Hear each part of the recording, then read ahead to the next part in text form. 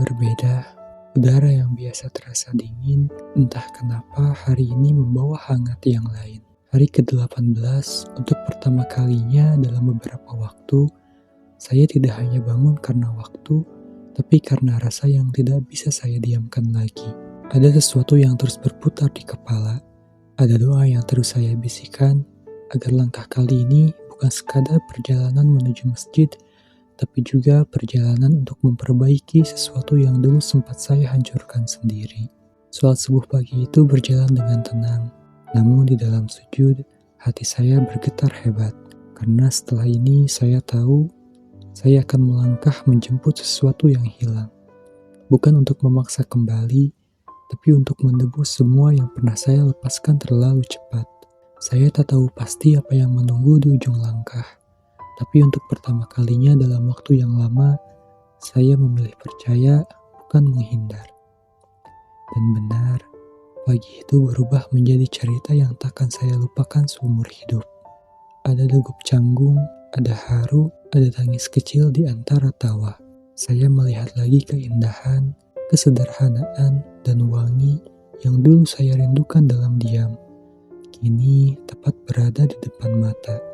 Bukan kebetulan, tapi mungkin takdir yang akhirnya luluh oleh doa yang terus saya kirim tiap subuh.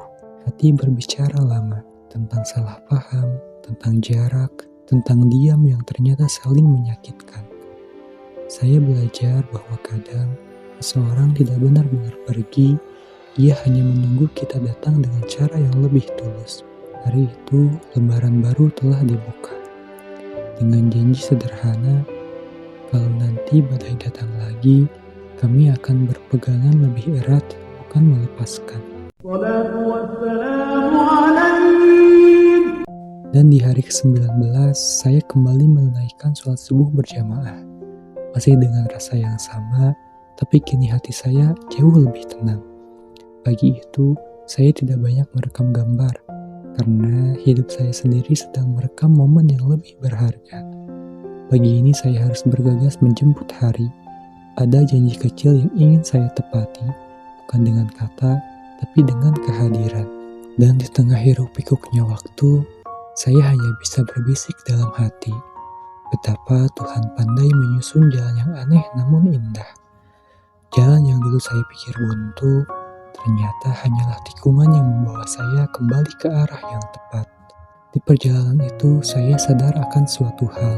Terkadang, Tuhan sengaja membuat kita tersesat sebentar, agar ketika akhirnya menemukan jalan pulang, kita tahu betapa berharganya arah itu. Subuh kali ini bukan sekedar kemenangan waktu, tapi kemenangan hati yang akhirnya berani datang, memohon maaf, dan disambut dengan kasih yang masih utuh.